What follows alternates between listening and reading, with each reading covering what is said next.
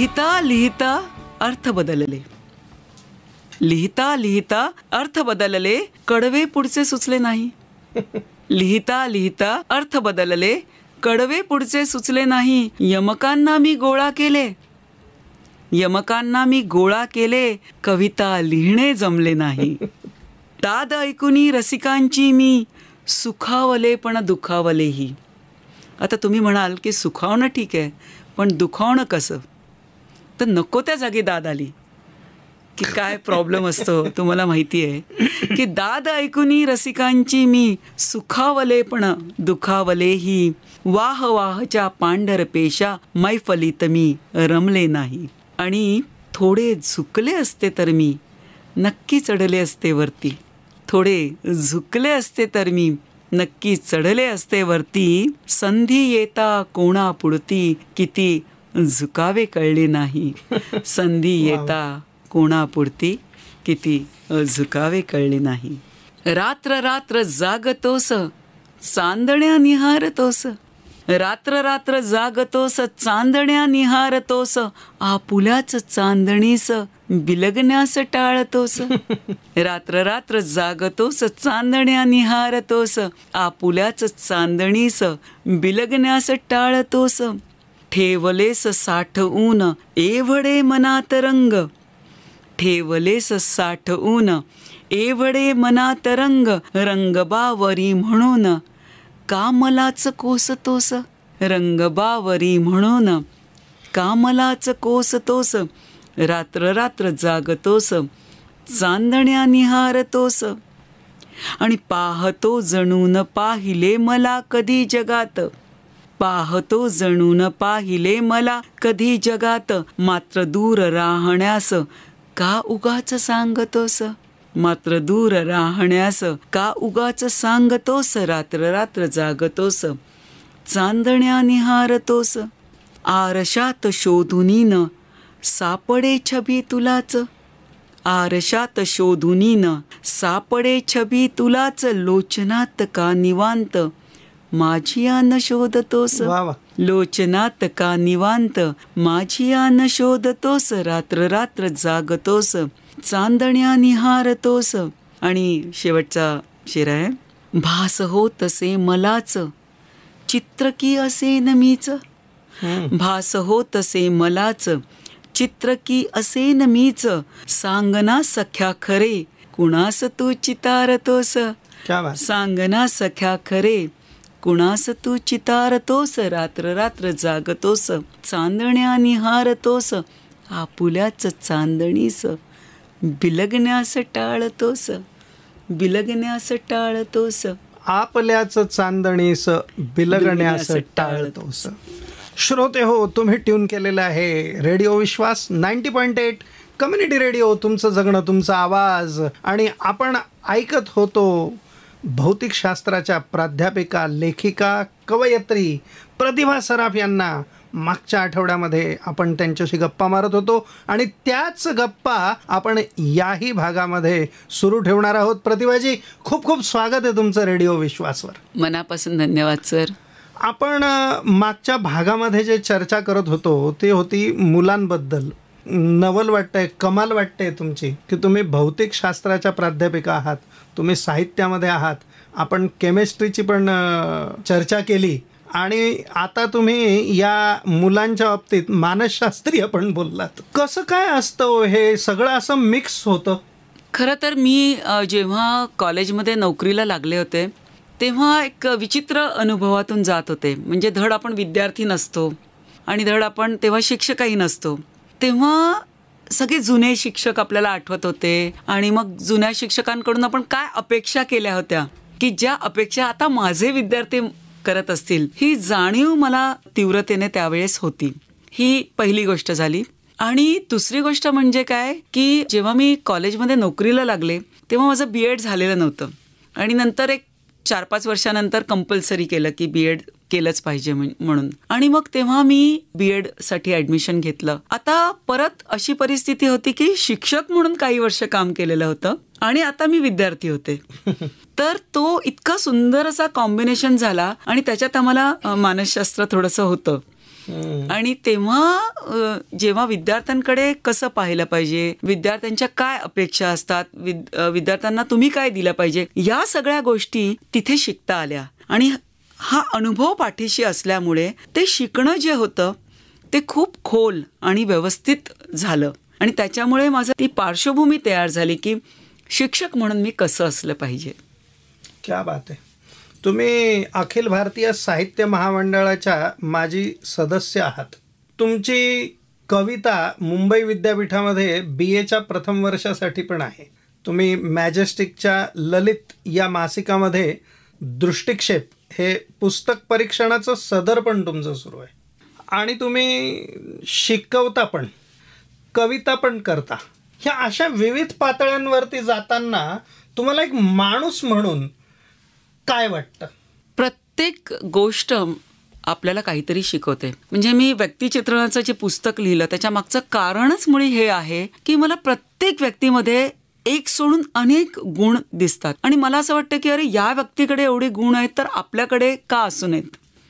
तर प्रत्येक कोणी शांत बसत असेल, कोणी नेमकं बोलत असेल, कोणी चांगलं चित्र काढत असेल, कोणी चांगलं गात असेल, मला सगळं करावं असं वाटतं. पण माझ्याही काही लिमिटेशन्स आहेत, त्यामुळे मला सगळं करता येत नाही. तर मग या चांगल्या सगळ्या व्यक्तींकडून आपण काय करूया, तर सगळं पॉझिटिव्हिटी घ्यायची.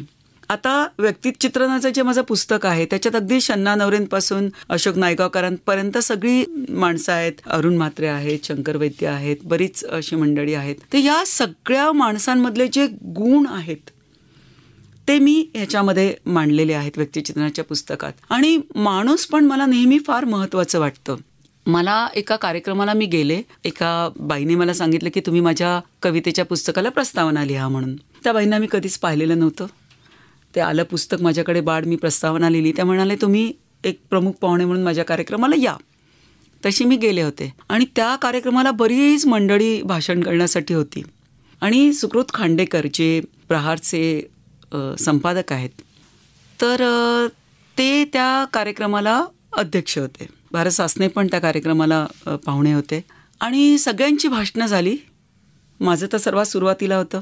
आणि सुकृत खांडेकर जेव्हा बोलायला उभे राहिले तेव्हा त्यांनी सांगितलं की पुढच्या संडेपासून प्रतिभा सराफ यांचं आमच्याकडे आम्ही सदर सुरू करतोय, त्याचं नाव आहे प्रतिभा रंग.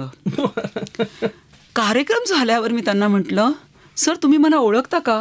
नाही. मी म्हटलं अहो तुम्ही कसं काय? म्हटलं अहो मी खूप कामं करते, मी कसं काय जमणार मला हे. आणि मी एक दोन सदर पूर्वी चालवले होते, त्यामुळे मला कल्पना होती की आपल्याला हे जमण्यासारखं नाही. तर मी म्हटलं सर दर संडेला एक आर्टिकल, एक लेख शक्य नाही मला म्हटलं. ते म्हणाले अहो तुम्ही काय भाषण केलं. म्हटलं आजचं सगळ्यात आवडलेलं माझं भाषण तुमचं होतं.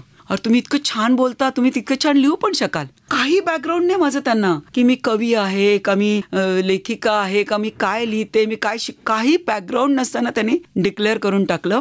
आणि चक्क त्या संडेपासून मी आज 2.5 वर्ष झाले लिहितीये. क्या बात आहे. पण माझं ना पहिलं सदर मी जे काही त्यांना पाठवलं ते म्हणाले नाही जमलं तुम्हाला नका लिहू, एखाद्या आठवड्यात चालून जाईल, पण नाही म्हणू नका. आणि त्या दिवसापासून आज 2.5 वर्ष मी फक्त पॉझिटिव्हिटीवर लिहितीये. वा वा. फक्त सकारात्मकता.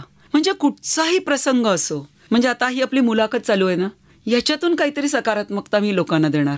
कोणाचं काहीतरी भांडण झालेलं असेल त्याच्यातून मी काहीतरी शेवटी सकारात्मकता काढणार.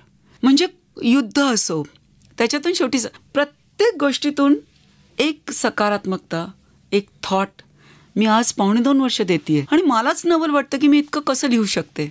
म्हणजे ट्रेनमध्ये भेटलेली माणूस असेल किंवा कॉलेजचा प्रसंग असेल किंवा आता नवरात्रीमध्ये या सगळ्या स्त्रिया वेगळ्या वेगळ्या रंगाच्या साड्या, प्रत्येक गोष्टीतून मी काही ना काहीतरी एक सकारात्मकता, एक थॉट देणं चालू आहे माझं. आणि मला त्याच्यासाठी खूप छान वाटतं की हे सदर माझ्या हाती आल्यामुळे मी एवढं लिखाण केलं.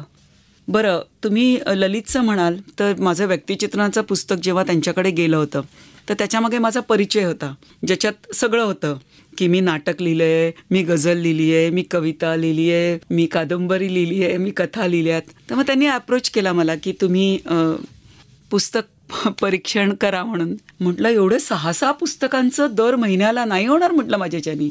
तर म्हणे नाही म्हणजे तुम्ही सगळं हाताळले तर बघा प्रयत्न करून.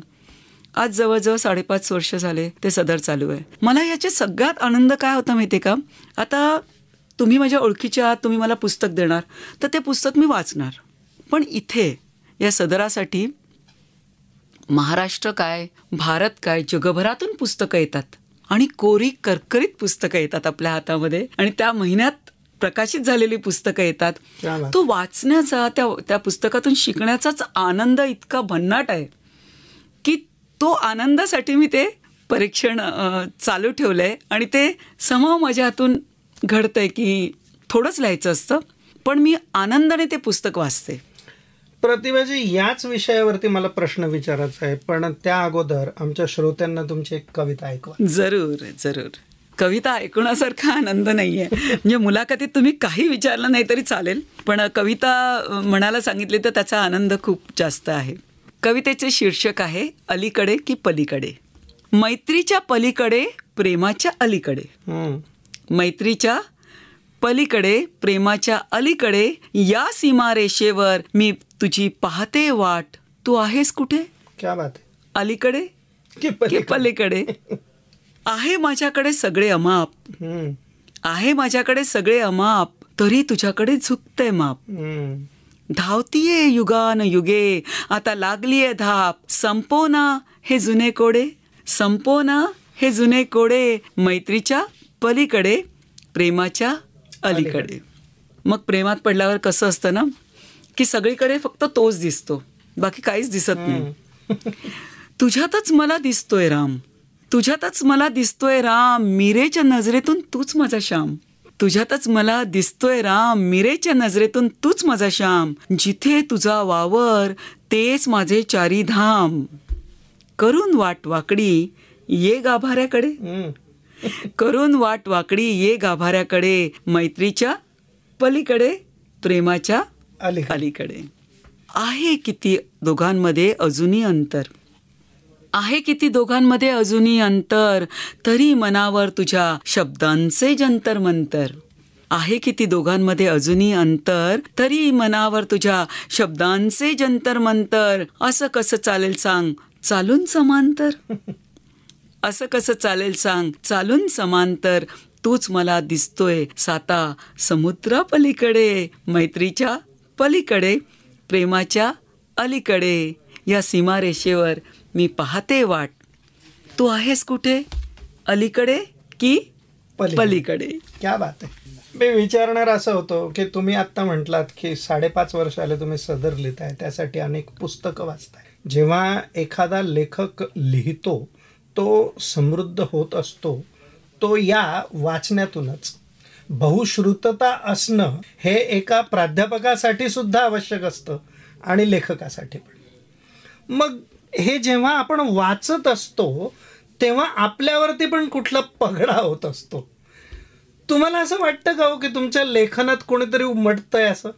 अगदी बरोबर. म्हणजे मी जेव्हा मॅजेस्टिककडून फोन आला की तुम्ही लिहाल का, तेव्हा मी खूप स्ट्रॉंगली नाही सांगितलं की मला हाच डोक्यामध्ये विचार आला की हे सगळं वाचून मी जे काही लिहितेय, मी ज्या प्रकारे व्यक्त होते तर ते सगळं बदलून जाईल आणि ह्या सगळ्यांच्या पुस्तकातलं त्यांचे थॉट, त्यांचे काही आशय माझ्या कदाचित लिखाणात येईल, ही मला खूप भीती होती.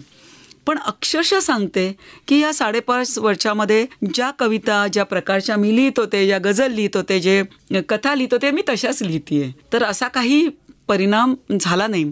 फक्त एक गोष्ट मात्र मला आवर्जून सांगायला आवडेल की जेव्हा मी एखादा कथासंग्रह वाचते तेव्हा त्या कथांमध्ये मला खूप त्रास व्हायचा की असंबंध काही लिहिलेलं, काही कळत नाही कशाशी काय संबंध आहे किंवा काय.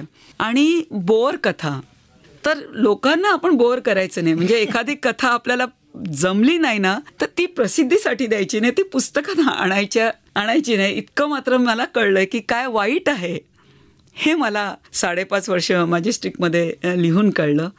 बाकी माझ्याकडून काही वेगळा असा परिणाम झाला नाही की. क्या बात आहे, क्या बात आहे. खरंच छान. प्रतिभाजी, गप्पा संपूच नाही असं वाटतंय, पण पुन्हा परत वेळ सांगते मला. आपण जाता जाता पुन्हा एकदा तुमची एक कविता ऐकूयात. नक्की नक्की नक्की. एक आपण काही नवीन गोष्टी अशा आपल्या आयुष्यामध्ये येतात आणि आपलं जे जगणं असतं ना ते आपल्या कवितेमध्ये येतं, रादर यायलाच पाहिजे. तर बायोमेट्रिक हा प्रकार कधी पूर्वी आपल्या आयुष्यात नव्हता आणि तो आता अलीकडे सुरू झालेला आहे. तर मला खूप गंमत वाटते त्या बायोमेट्रिक या प्रकाराची. आणि अचानक एकदा माझ्या हातून त्या विषयावरची कविता लिहिल्या गेली. तर बायोमेट्रिक कवितेचं नाव आहे, ऑफिसमध्ये प्रवेश करताना बायोमेट्रिक करताना 10 वेळा बोट टेकवलं. ऑफिसमध्ये प्रवेश करताना बायोमेट्रिक करताना 10 वेळा बोट टेकवलं. मशीन माझी ओळख देत नव्हतं. मशीन माझी ओळख देत नव्हतं. एकानं विचारले, तुमचं बायोमेट्रिक का होत नाही? एकाने विचारले, तुमचं बायोमेट्रिक का होत नाही? मी हसत म्हटले, बहुधा नियती माझ्या बाबतीत साशंक आहे. बहुधा नियती माझ्या बाबतीत साशंक आहे.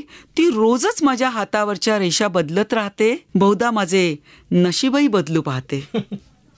मी म्हटले, बहुधा नियती माझ्या बाबतीत साशंक आहे. ती रोजच माझ्या हातावरच्या रेषा बदलत राहते. बहुधा माझे नशीबही बदलू पाहते. ऑफिसमधल्या क्लार्कने पुन्हा एकदा माझ्या बोटांवरच्या रेषांची ओळख मशीनला करून दिली. ऑफिसमधल्या क्लार्कने पुन्हा एकदा माझ्या बोटांवरच्या रेषांची ओळख मशीनला करून दिली. तरी मला मनोमन वाटत राहिले, उद्या परत माझ्या बोटांचे ठसे मशीन ओळखणार नाही. मला त्याची खंत नाही, कारण रोजच माझी ओळख मला स्वतःलाही नव्याने करून द्यावी लागते. क्या बात आहे. माझी स्वतःची ओळख स्वतःलाच नव्याने करून द्यावी लागते. वा वा वा वा. प्रतिभाजी, खरंच मजा आली तुमच्याशी गप्पा मारताना. आमच्या श्रोत्यांनाही पण खूप छान वाटेल. खूप खूप धन्यवाद. तुम्ही या ठिकाणी रेडिओ विश्वासवरती आलात आणि तुमच्या कविता आणि तुमचे विचार आमच्या श्रोत्यांना ऐकवलेत. मनापासून धन्यवाद. रेडिओ विश्वास 90.8 कम्युनिटी रेडिओ. धन्यवाद सर. तेव्हा श्रोते हो, या होत्या कथाकार, कविताकार, नाटककार आणि प्राध्यापक प्रतिभा सराफ. तुम्ही ऐकत राहा रेडिओ विश्वास 90.8 कम्युनिटी रेडिओ. तुमचं जगणं, तुमचा आवाज. धन्यवाद.